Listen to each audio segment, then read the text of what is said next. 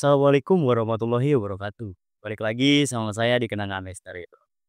Oke, teruntuk teman-teman, mau ngucapin nih terima kasih banyak yang udah subscribe channel ini agar terus berkembang kayak gitu. Dan yang belum subscribe jangan lupa subscribe teman-teman, karena subscribe itu gratis. Dan jika kalian suka dengan video ini, nanti jangan lupa di-like, di-komen, dan di-share. Lalu bunyikan tombol lonceng notifikasi di atas agar tak ketinggalan video terbaru dari channel ini. Oke, tanpa berlama-lama lagi, kali ini gue kedatangan narasumber yang memang benar-benar punya cerita dan pengalaman yang seru lah. Kalian masih penasaran kan sama orangnya? Oke, kita langsung sambut aja. Ada Bapak Bambams. Oke, sehat ya Pak ya? Ya, Alhamdulillah. Gimana Pak keseharian sekarang? ya begitulah masih rutinitas seharian. Oh gitu. Dengar-dengar lagi apa? Ada usaha nih Pak? Ya, usaha cicilan lah, Kecil-kecilan gitu ya? Apa Pak usahanya Pak? Kalau boleh tahu? online. Online, masih lingkupnya sedikit seputaran online gitu ya? Oke teman-teman, buat yang mau belajar online nanti langsung CP-nya gue taruh di bawah ya. Jadi kali ini Pak Bang bakal bawain cerita kan Bang? Cerita, jadi saat itu saya baru pindah rumah.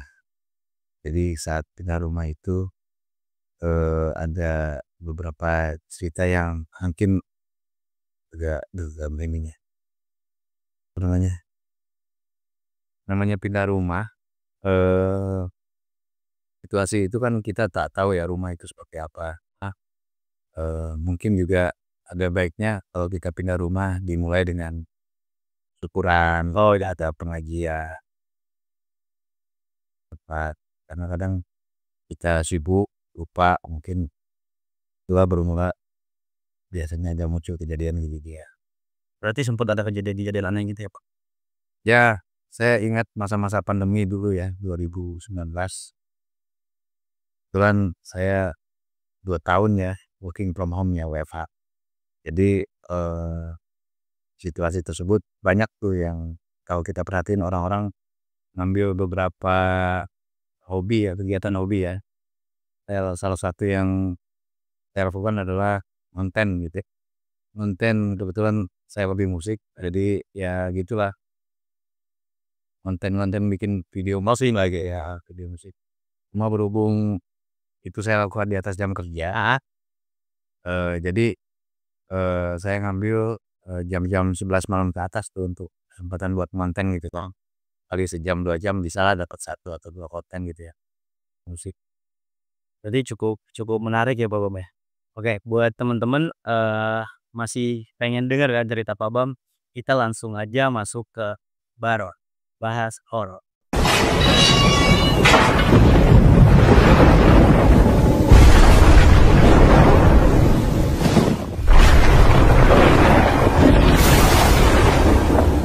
Saat itu pertama kali ngonten, beberapa kali lah melakukan konten, nggak ada hal yang jadi ya. Mungkin hari itu sedikit agak beda. Memang saya mulai ngonten itu jam 12 malam. Jam 12 malam Bang? Saya tag beberapa instrumen sih ya, gitar, saya masukin beberapa instrumen lain, terus saya tagin vokal gitu kan. Nah, setelah itu juga edit video gitu kan. Nah, ketika kebetulan video itu lagi shoot ya, lagi shoot muka saya gitu kan. Posisi saya memang duduknya apa disebutnya, lesehan lah ya, lesehan. Lagi bikin video musik sambil bergitar, tiba-tiba nih dia juga kebetulan posisi saya itu lagi di ruang tamu saya gitu kan, ruang tamu. Saya dikejutkan dengan gorden yang tiba-tiba bergerak dengan sangat kencang gitu kan. Saya sempat menengok tuh, menengok ke gorden. Ada perasaan kaget dan campur takut gitu ya. Saya waktu itu positif thinking aja mungkin, "Oh ya, kok ada kucing atau tikus ada di belakang gorden," gitu kan. Ini pas baru pindah rumah banget gitu? Ya, rumah mama saya menempati, kebetulan saya ngambil rumah lah ya, nyicil KPR, tapi rumahnya bukan rumah baru gitu kan, rumah pernah dihuni sebelumnya gitu ya. Artinya rumah yang kalau nggak salah 2011 dibangun, 2019 saya tepati ya udah 8 tahunan lah ya rumah itu. Dan menurut cerita sih sudah pernah lama kosong ya, setelah pengontrak terakhir. Sempet terbengkalai atau gimana, Pak? Cerita sih cuma dikosongkan aja, memang niatnya untuk dijual kan. Kebetulan, saya dan istri waktu survei rumah itu cocok gitu ngelihat situasi dan, kondisi rumah gitu ya. Jadi kami memutuskan untuk mengambil rumah tersebut. Terus, Pak? Nah, singkat cerita, waktu kejadian gorden bergerak tiba-tiba itu, saya kan ada perasaan takut campur juga kaget gitu ya. Saya kepikiran takutnya binatang itu yang mengganggu gitu ya. Saya ambil sapu, gagang sapu, saya tibak itu gorden, ternyata tidak ada apa-apa. Seperti dalam pikiran saya kan, tikus ataupun cicak nggak mungkin gerakannya sekencang itu gitu Kak. Terus juga yang saya paling khawatirkan mungkin ular gitu kan. Ular juga kan salah satu yang membuat saya takut gitu kan. Tapi ternyata tidak ada apa-apa. Karena tidak ada binatang atau apapun itu, ambil kesimpulan saya ngerasa takut gitu kan untuk melanjutkan konten gitu. Akhirnya saya lihat video saya, waktu kejadian itu, di video cuma ada saya nengok ke gorden gitu kan, saya hapus juga. Entah kenapa saya harus hapus gitu kan. Oh, jadi, apa namanya, sempat ini ya, Pak, maksudnya, gangguan itu memang bukan dari hewan gitu, Pak? Bukan. Oke, mungkin, angin kali ya gitu, positive thinking gitu ya, angin. Nah, nggak cuma kejadian itu akhirnya, saya masih melakukan kegiatan konten ya, di hari-hari berikutnya gitu kalau lagi luang ya. Saya melakukan konten yang karena kebiasaan malam biasanya di atas jam 11 malam saya konten, sama ketika tag video gitu ya, konten, tiba-tiba, apa namanya, kalender yang pakai gagang besi itu kan, yang kalender warna-warni merah dan biru itu jatuh gitu kan. Kaget juga saya, langsung saya samperin. Ini kan pakunya kan posisinya ke atas ya, terus kencang-kencangnya angin gitu, nggak mungkin jatuh gitu. Iya, betul. Sekecil-kecilnya angin dan nggak ada angin kan, rumah tertutup gitu ya. Saya langsung kayak, "Ini ada apa ya rumah ini?" Gitu ya.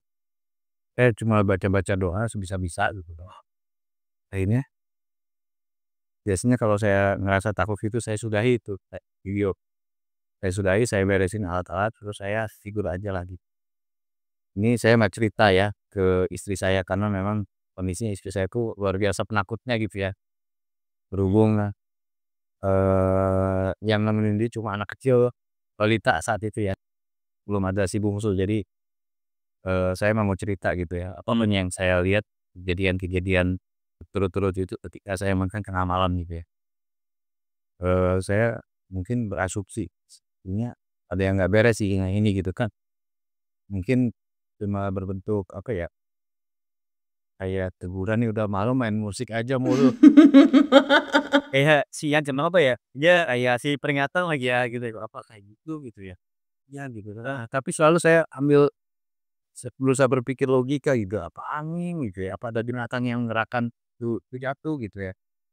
Nah, saya simpan aja, kejadian itu dalam-dalam, nggak saya cerita ke siapapun termasuk istri saya gitu kan. Cuma saya masih penasaran gitu. Nah, yang membuat saya lebih kaget ternyata pas kita ngumpul nggak terlalu malam gitu ya, sekitar banda Isya gitu ya. Jadi di depan kami sedang berada di depan TV ya, saya, istri saya, sama anak saya yang balita itu. Nah, ketika lagi nonton TV, jadi di sebelah TV saya itu ada semacam speaker gitu ya, lumayan besar gitu kan. Nah, HP itu kondisi disimpan tepat di tengah speaker aktif, oke. Tapi kita lagi ngadap TV dan speaker tersebut ya, tiba-tiba itu jatuh gitu, HP itu. Itu nggak ada Langsung anak saya yang balita itu loncat ke pintunya. "Ma, ada apa?" katanya kan gitu, Pak. Saya juga langsung, "Apa ya itu? Kok kan itu di tengah-tengah," gitu kan. Kalaupun ketiup angin nggak mungkin seberat HP gitu ya. Kedua, posisinya bukan di pinggir gitu dan kok jatuh gitu. Langsung, "Ya udah nggak apa-apa, mungkin mungkin kita harus ini, apa namanya, sering diiniin lah, dibacain doa-doa baik. Ada penghuninya mungkin gitu ya, namanya kita baru menempati istilah orang-orang bilang mungkin ini semacam perkenalan kali ya, perkenalan atau mungkin juga merasa terganggu, kita nggak tahu ya. Yang jelas kita itu belum malam banget gitu baru Banda Isya ya.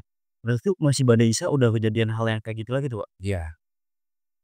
Nah, terus kejadian yang keempat ketika di kamar mandi.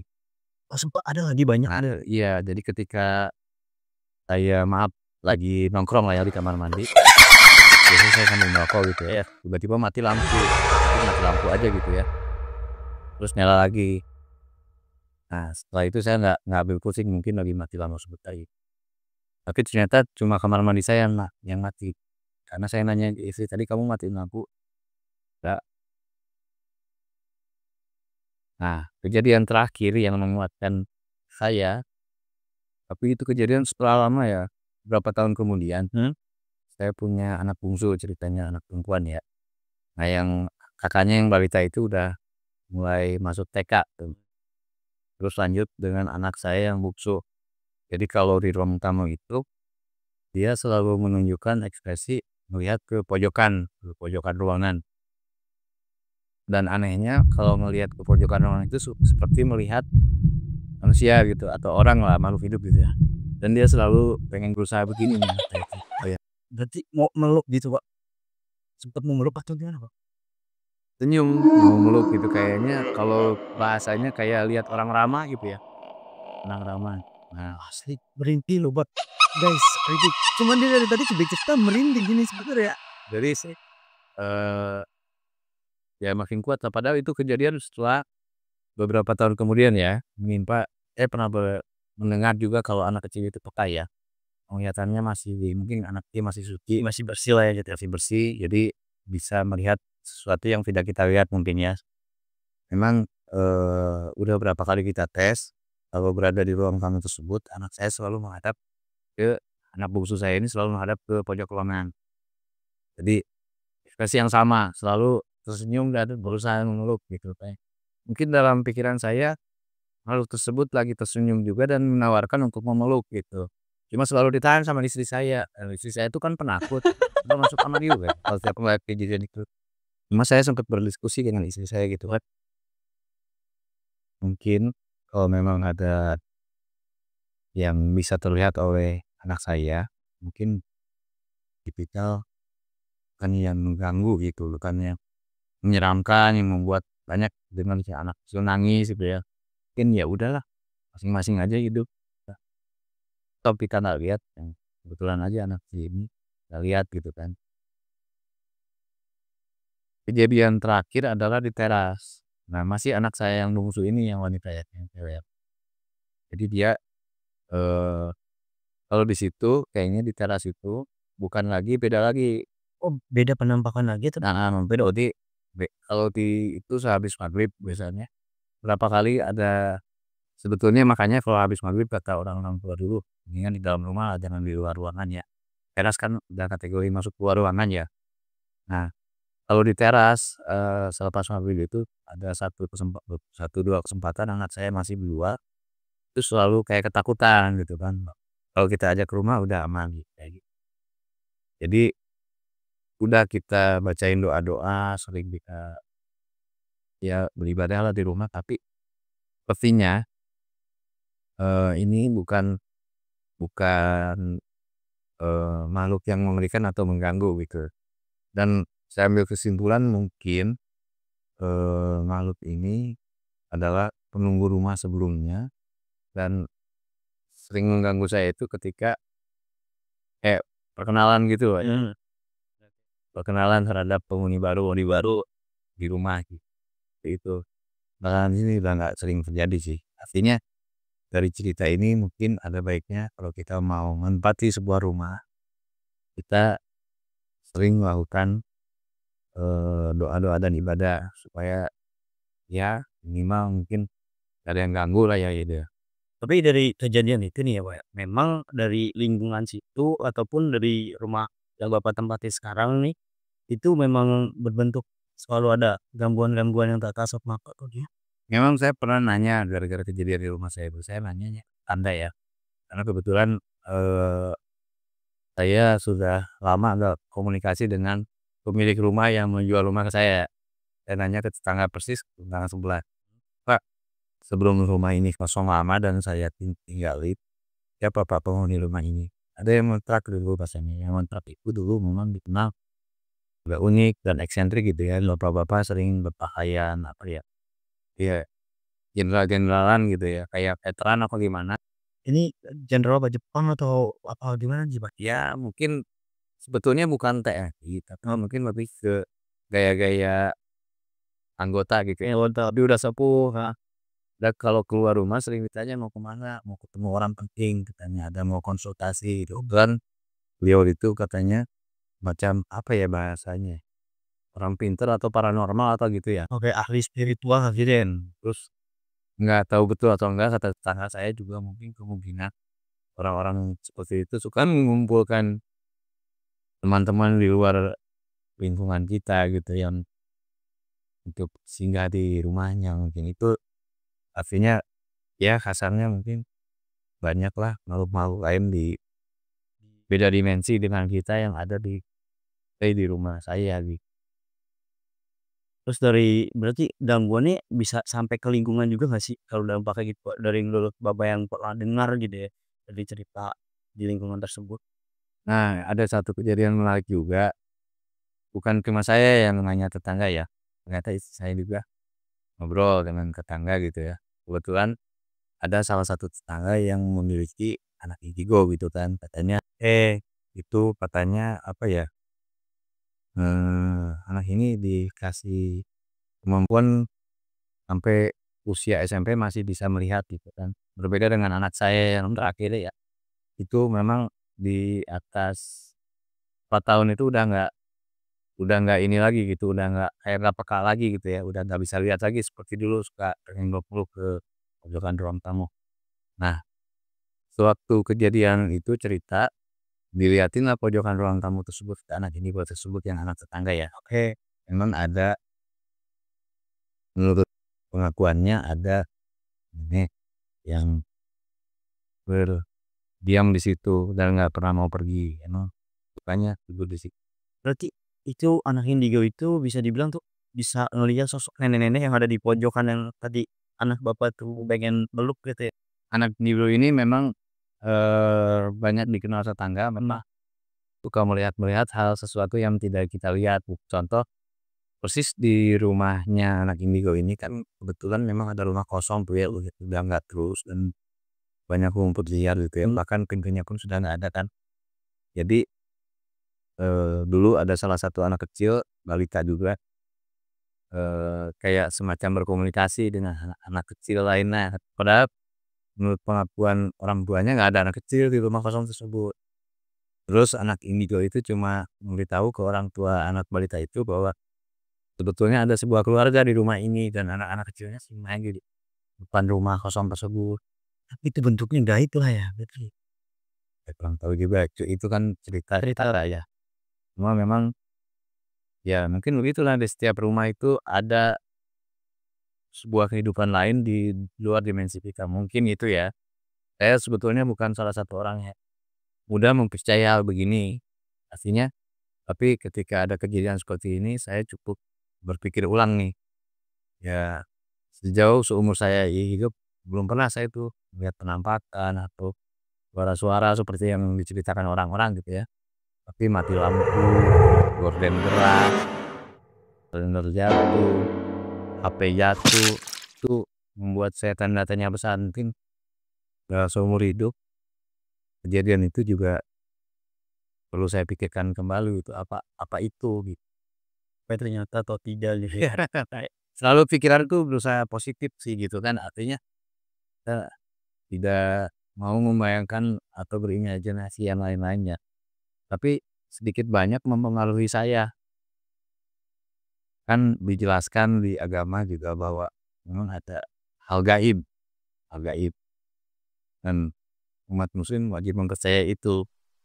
Entah bentuknya penampakan, suara, benda jatuh itu saya kurang mengerti lah di situ. Itu mungkin banyak yang lebih paham soal itu, cuma ya kita wajib mempercayai hal gaib itu kan. Oke berarti, gini Pak, tadi kejadian itu berarti rumah sudah dinajiin semua ya, sampai saat ini udah nggak ada kejadian lagi berarti? Nggak ada. Jadi saya tarik kesimpulan, mungkin ya tadi bentuk perkenalan aja terhadap penghuni baru. Mungkin juga kurang suka juga saya berkegiatan malam-malam. Oh, Maksudnya bising ya mungkin ya, bising gitu ya, ya teguran nanti. Jangan jangan berkegiatan malam, ganggu.